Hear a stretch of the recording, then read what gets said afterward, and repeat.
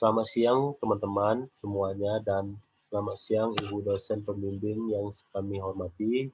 Perkenalkan nama saya Simon Sohendri Pardede. Saya mahasiswa dari Prodi Sosiologi. Terima kasih atas kesempatan yang diberikan pada siang hari ini. Saya akan melakukan presentasi tentang kewirausahaan. Baiklah teman-teman, saya akan memulai presentasi saya.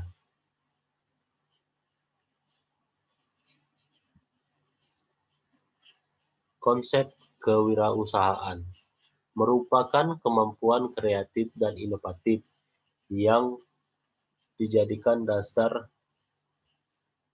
untuk menciptakan suatu yang baru dan berbeda melalui berpikir kreatif dan bertindak inovatif yang menciptakan peluang bisnis.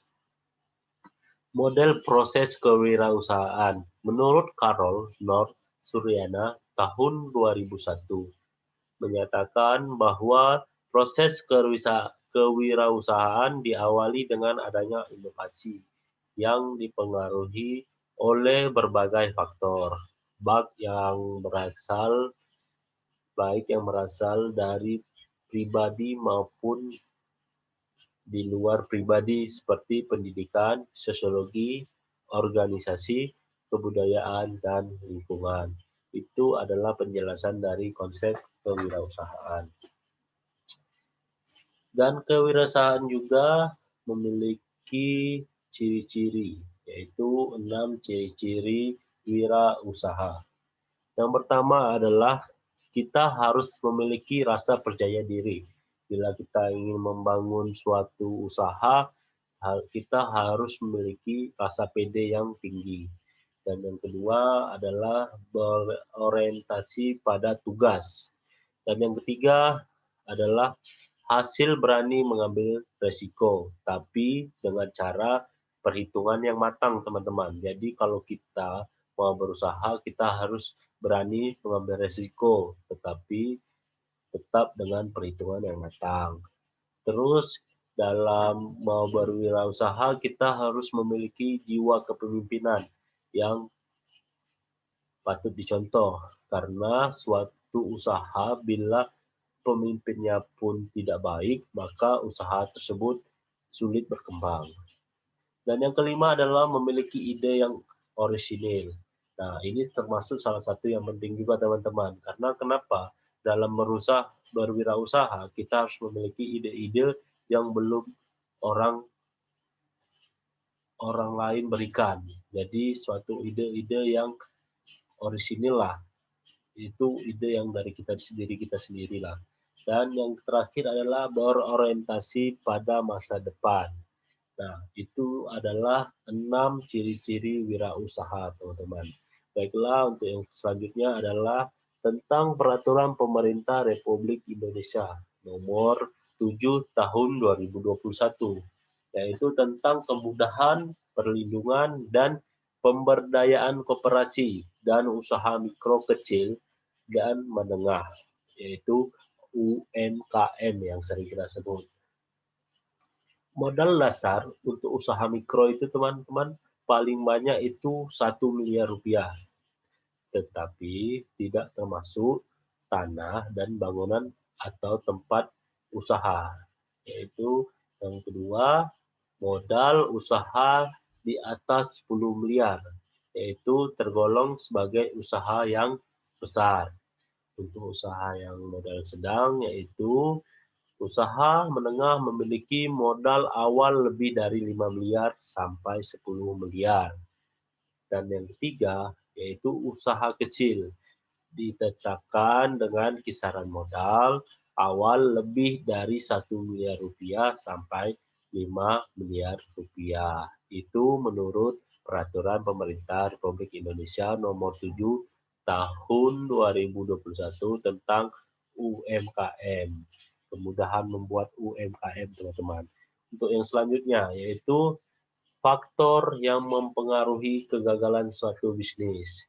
Jadi, kalau kita akan memulai suatu bisnis, ada berbagai faktor. Ini saya sebutkan ada 4 faktor yang bisa mempengaruhi kegagalan suatu bisnis. Yang pertama yaitu Banyak perusahaan kecil yang dikelola oleh manajer yang kurang mampu dan kurang berpengalaman dalam menjalankan tugasnya.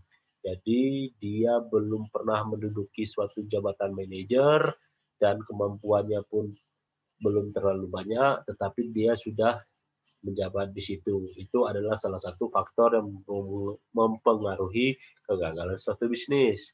Dan yang kedua yaitu kurangnya dukungan dari pihak terkait. Jadi, agar perusahaan kita itu tidak gagal, kita harus mencari pihak-pihak yang terkait lainnya agar bisa mendukung perusahaan kita tersebut, yaitu perusahaan bisnis kita tersebut. Dan yang ketiga, masih lemahnya sistem kontrol pengawasan yang kita sering sebut QC teman-teman, yaitu quality control atau pengawasan. Di situ banyak usaha-usaha bisnis itu membelakangkan salah satu kualitas atau kontrol atau pengawasan. Dan yang terakhir yaitu masalah kurangnya modal untuk menjalankan usaha. Nah, dalam menjalankan usaha kita harus menyediakan modal yang cukup, teman-teman. Apabila lebih baik lagi kita ada modal untuk jaga-jaga. Nah, itu dari faktor yang mempengaruhi kegagalan suatu bisnis. Sumber peningkatan teknologi menurut Diswandi tahun 2010 mengutip dari Darberry dan Levy pada tahun 1999. Yang pertama adalah saluran pribadi atau supplier peralatan atau pembeli. Dan yang kedua, subkontrak pemanfaatan keterampilan tradisional untuk produksi ekspor. Dan yang ketiga, yang terakhir yaitu tenaga kerja ekspatriat, suatu mekanisme yang kuat untuk memperoleh suatu kemampuan teknologi di sektor garmen dan rotan. Baiklah, untuk yang selanjutnya, menurut Zimmer dan Scott Brock tahun 2008, modal intelektual terdiri dari 3 komponen. Jadi kita mau memulai usaha itu ada 3 komponen teman-teman, yaitu modal intelektual, yaitu sebagai berikut. Yang pertama, modal manusia, yang terdiri dari bakat, kreativitas, keterampilan, dan kemampuan tenaga kerja perusahaan. Itu adalah modal awal dari modal intelektual. Yaitu yang kedua yaitu modal struktural, akumulasi pengetahuan dan pengalaman yang dimiliki oleh sebuah perusahaan. Dan yang terakhir yaitu modal pelanggan, basis pelanggan yang mapan, reputasi yang positif, hubungan yang terus-menerus, dan goodwill yang dibangun perusahaan. Jadi itu menurut pendapat dari Zimmer dan Scarborough tahun 2008 tentang modal intelektual. Dan yang selanjutnya yaitu mengamati lingkungan sekitar untuk mengetahui peluang dan ancaman yang dihadapi perusahaan. Nah, dalam hal ini kita perlu untuk mengamati lingkungan sekitar teman-teman tentang ancaman dan peluang. Yang pertama, peluangnya itu adalah opsi eksternal positif. Dan yang kedua, ancaman adalah kekuatan internal yang negatif menghalangi perusahaan. Jadi kalau kita membangun sebuah perusahaan, itu bakal banyak ancaman dari luar yang negatif. Dan yang selanjutnya saya akan menjelaskan tentang menganalisis persaingan, teman-teman. Ada 3 jenis persaingan, yaitu persaingan langsung, yaitu persaingan langsung terhadap perusahaan itu, dan yang kedua persaingan signifikan yang lebih mendalam lagi, dan ada juga persaingan yang tidak langsung. Nah, baiklah, yang selanjutnya yaitu sasaran adalah atribut jangka panjang dan luas yang berusaha dicapai oleh suatu perusahaan. Sementara tujuan adalah target kerja yang lebih spesifik. Bisnis strategi adalah tentang merumuskan strategi dan memilih strategi yang tepat. Ada berapa bisnis strategi? Ada 3 dasarnya, yaitu antara lain, 1 kepemimpinan biaya. Nah, yang penting itu kepemimpinan biaya. Yang kedua diferensiasi, dan yang terakhir yaitu fokus. Wirausaha biasanya menggunakan salah satu strategi, teman-teman. Nah, dari 4 strategi sebagai berikut, yaitu menurut Zimmer dan Scarborough tahun 2008. Baiklah, yang pertama yaitu berada pertama di pasar dengan produk jasa terbaru atau jasa baru. Dan yang kedua, posisi produk dan jasa baru tersebut pada relung pasar yang tidak terlayani. Dan yang ketiga, fokus barang dan jasa pada relung kecil tetapi biaya bertahan. Dan yang terakhir, mengubah karakteristik produk pasar atau industri. Nah, itu menurut dari Zimmer dan Scarborough tentang strategi wirausaha biasanya menggunakan salah satu strategi. Ya, itulah menurut mereka.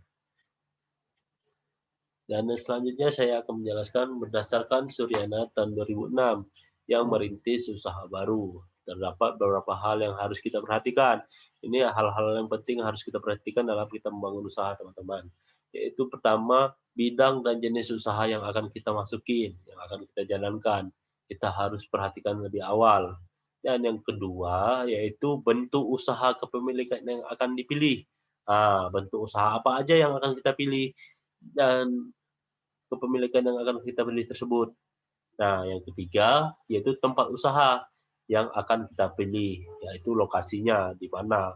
Yang pastinya kita harus memilih tempat usaha yang lokasinya strategis agar peminatnya banyak dan pasarnya pun besar. Dan yang keempat yaitu organisasi usaha yang akan digunakan. Begitu banyak jenis organisasi usaha, teman-teman. Nah, jadi kita harus memilihnya lebih teliti lagi agar usaha kita berjalan dengan organisasi yang baik. Yang kelima, jaminan usaha yang mungkin diperoleh. Dalam kita membangun usaha, kita harus memiliki jaminan. Dan yang keenam, yaitu lingkungan usaha yang berpengaruh. Jadi, ini termasuk harus yang kita perhatikan juga, teman-teman, tentang lingkungan usaha kita yang akan berpengaruh ini. Itu menurut berdasarkan Suryana tentang dalam merintis usaha baru. Nah, baiklah, yang selanjutnya dalam membeli perusahaan yang sudah ada juga memiliki permasalahan-permasalahan. Di antaranya yaitu yang pertama, masalah eksternal lingkungan seperti banyaknya pesaing dan ukuran peluang pasar. Nah, itu masalah yang dari luar, eksternal.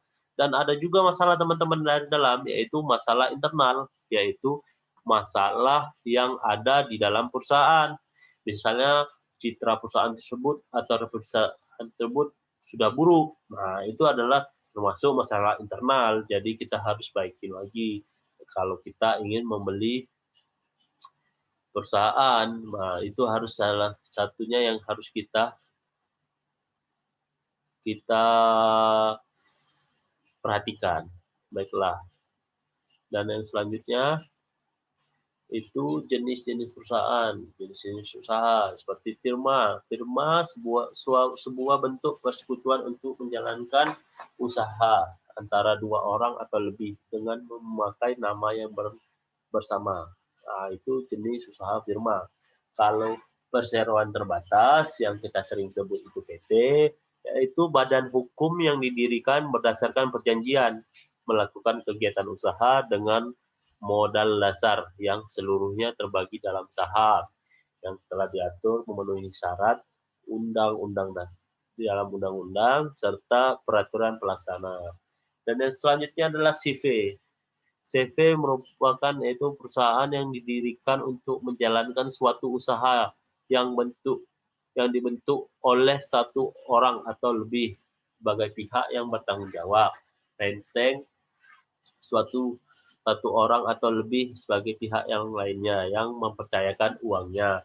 Itu adalah pengertian dari CV. Sedangkan koperasi dan usaha yang terdiri dari kumpulan orang banyak yang bertujuan untuk mensejahterakan para anggotanya. Walaupun pada praktiknya juga melayani kepentingan umum. Dan yang terakhir yaitu yayasan, suatu badan usaha tetapi bukan perusahaan karena tidak mencari keuntungan, yaitu yayasan ini banyak contohnya seperti yayasan amal, yayasan-yayasan yang lainnya. Nah, itu adalah contoh-contoh dari pengertian usaha, eh, ruang lingkup usaha. Dan yang selanjutnya yaitu kelebihan dari PT atau perseroan terbatas. Yang pertama yaitu adanya tanggung jawab atas utang yang terbatas. Dan yang kedua, adanya kemungkinan untuk memperjualbelikan saham. Kalau PT-PT besar itu sahamnya itu diperjualbelikan teman-teman. Contohnya seperti Indofood, Mayora, mereka menjual lembar sahamnya kepada masyarakat. Itu adalah contoh kelebihan daripada PT. Dan yang ketiga, relatif lebih mudah memperoleh pinjaman. Bila kita sudah memiliki perusahaan, terus kita butuh modal, kita bisa melakukan pinjaman terhadap bank. Yang penting legalitas perusahaan tersebut ada dan surat-suratnya lengkap. Dan yang keempat yaitu adanya kemungkinan untuk alih teknologi dan ilmu. Dan yang terakhir, kelebihan daripada PT yaitu di mana para pemegang saham dapat lebih mudah menyewa. Itu kelebihan daripada PT. Dan yang selanjutnya adalah keunggulan daripada CV. CV ini teman-teman cukup mudah untuk didirikan dan modalnya pun tak terlalu besar seperti PT. Dan yang kedua, keahlian yang saling melengkapi. Dan yang ketiga yaitu pembagian laba atau untung. Dan selanjutnya saya akan menjelaskan tentang fungsi dan peran koperasi. Yang pertama adalah membangun dan mengembangkan potensi dan kemampuan ekonomi para anggota.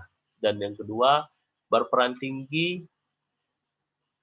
mempertinggi kualitas kehidupan masyarakat, yaitu fungsi dari koperasi. Yang ketiga, koperasi sebagai soko guru perekonomian nasional. Dan yang keempat, usaha bersama dengan asas kekeluargaan. Dan yang kelima yaitu demokrasi mewujudkan perekonomian nasional. Itu adalah fungsi dan peranan dari koperasi. Tips memilih franchise untuk pemula. Nah, di sini aku akan menjelaskan kalau kita ingin melakukan usaha franchise, ada berapa tips? Ada 4 tips untuk memilih franchise. Yang pertama, pilihlah produk atau jasa yang dibutuhkan banyak konsumen. Kalau peminatnya banyak, berarti pembelinya pun banyak, konsumennya pun banyak. Nah, itu adalah contohnya yang pertama. Dan yang kedua, pilihlah franchise yang diminati orang yang memiliki pilihan produk beragam. Itu yang kedua. Dan yang ketiga, jangan dulu tergiur dengan keuntungan. Nah, ini yang penting. Jangan kita mudah tergiur dengan keuntungan. Kita harus pahami dulu risikonya. Nah, jadi dalam memulai franchise sebagai pemula, kita harus tahu dulu. Jangan mudah tergiur dengan keuntungan. Dan yang terakhir, cari yang simple dan tidak terlalu membutuhkan banyak tenaga kerja. Itu adalah solusi untuk memilih franchise sebagai orang pemula. Dan yang selanjutnya adalah apa saja keunggulan dari e-commerce. Ada beberapa keunggulan, ada 6. Baiklah, saya akan jelaskan satu-satu. Yang pertama, transaksi antar wilayah. Salah satunya kelebihan e-commerce adalah biasanya meningkatkan transaksi antar wilayah. Dan yang kedua yaitu meningkatkan perluasan market. Nah, meningkatkan perluasan market. Dan yang ketiga adalah tidak membutuhkan toko fisik. Itulah keunggulan, salah satu keunggulan e-commerce itu tak membutuhkan toko fisik. Contohnya seperti apa nih? Seperti jualan online. Dan yang keempat, usaha lebih mudah berkembang. Tergantung kita cara mengiklankan atau apanya juga. Itu tapi termasuk lebih mudah dibanding dengan usaha-usaha yang biasanya. Terus bisa menjadi dropshipper. Nah, itu adalah salah satu keunggulannya juga dari e-commerce. Nah, terus pengelolaan usaha lebih mudah. Nah, itu adalah 6 dari keunggulan e-commerce. Baiklah teman-teman, itulah dari hasil presentasi saya tentang kewirausahaan yang saya rangkum dalam presentasi ini. Kiranya materi ini yang dapat kita pelajari, kita bisa terapkan jika kita memiliki usaha seperti usaha franchise, koperasi, PT, firma, dan yang lainnya. Mohon maaf jika ada salah-salah kata dalam presentasi saya. Terima kasih atas kesempatan yang telah dipercayakan sama saya. Selamat siang, salam sehat.